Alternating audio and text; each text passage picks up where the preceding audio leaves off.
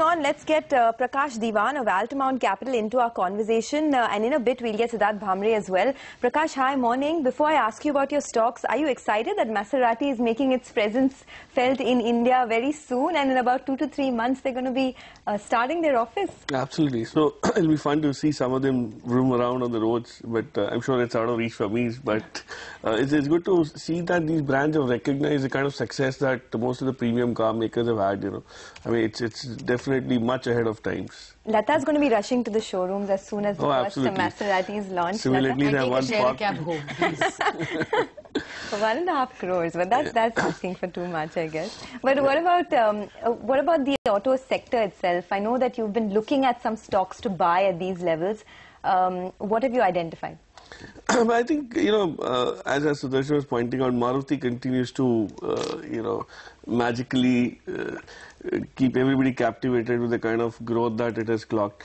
And, there could be some kind of, some headwinds for the likes of M&M and all, because the SUV market is the compact SUV market is seeing a lot of competition. Creta has been preponed for this launch by Hyundai, and Maruti is talking about a, preponing of its crossover. So that segment which M&M was very clearly identified as a growth area. So I think M&M is going to have a tough time going forward, which is something which we've not factored in. The price doesn't reflect that. It's still very strong at 1200 plus. And the Creta is looking very good. The Creta has had a very good reception in China in the form of the iX25. So that's like already a tried and tested kind of a model. Okay. And if they get the pricing right, it's going to take up a huge market share from the EcoSports and the Duster segment. All right, let's get to the stocks that you are recommending today.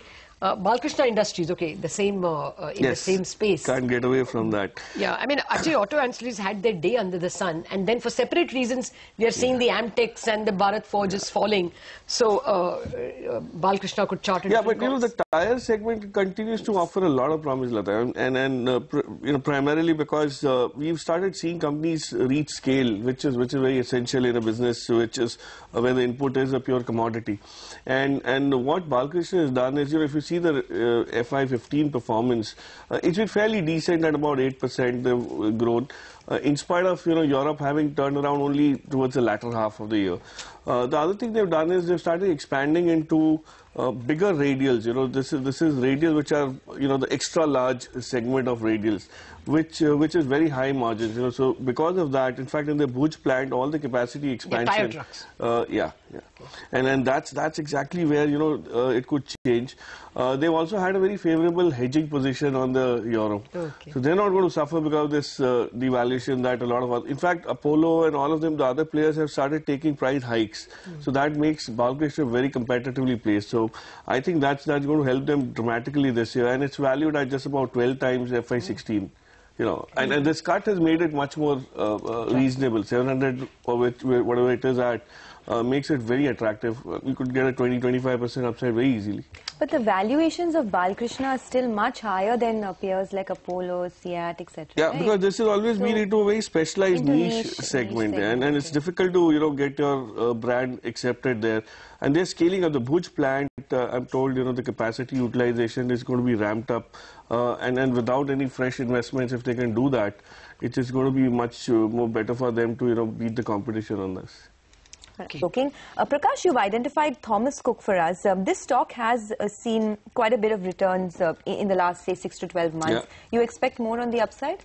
Yeah, what it's done is it's proven the resilience that is built into this business. Consumer discretionary is likely to, go up in the first leg of any kind of an up move that we see in the economy. And look at the way, this company in the last 1 year, it's had a couple of acquisitions, very large acquisitions, unrelated so at times, in staffing and all of those. And that balance sheet, even with a bigger size, has been profitable enough. The operating leverage is very clearly on the anvil. They've very clearly guided that 50 to 60% growth in domestic travel itself is what they're looking at. Forget about foreign arrivals and all. So there's a huge change that's happening within the business model. And for the first time, some of the subsidiaries have started making money. Sterling Holiday Resorts, we never heard of them making money. I don't remember when they last had a change of management. Yeah, so they've been successful in making these companies run more efficiently. Even Quest, for that matter. matter. Quest is their staffing business, which is unrelated, but they're trying to acquire a couple of other businesses with cash management services and all of that. The fact is that they have a very able management. They have a brand which is so powerful. If Thomas Cook were to dispense, money out of ATMs, third-party ATMs, I'm sure people are going to find it very reliable as compared to somebody who's unknown.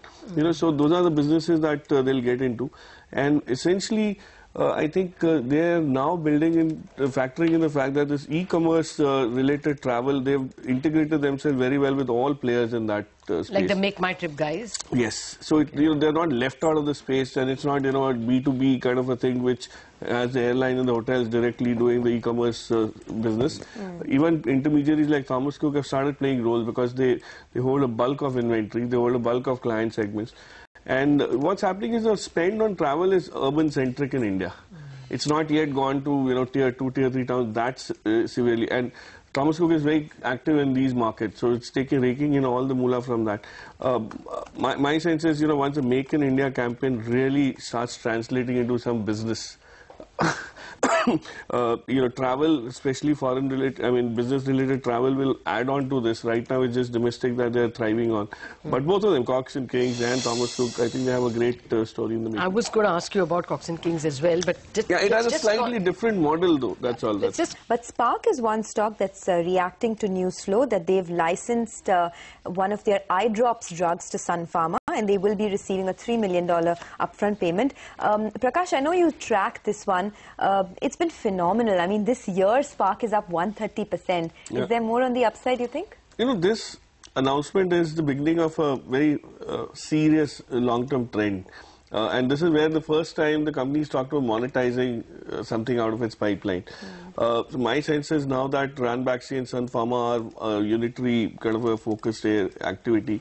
Spark is going to start rolling out a lot of these things. And it's not just 3 million, 16 plus 3, over a period of time. So that's a significant amount of cash flow that the company could get. The rights issue has also gone through. They've raised capital to continue doing that work. I think Spark will start seeming undervalued in a while. It's just that the correction has kind of probably got people to book profits because, as you said, it had done more than 160% in 1 year. So naturally, people tend to book profits. But it's an amazing story. It doesn't have there's nobody who can put a target on this in terms of a P multiple and valuation. It's into a black box. Could be a kind of gold mine if So it's best to have it on dips. Buy it every time it gives you some leeway in the correction or something. Is there any catch? What could go wrong is the ownership. If it were to get more concentrated to just one family or one group of promoters, then you may not derive the true benefits of the company's work.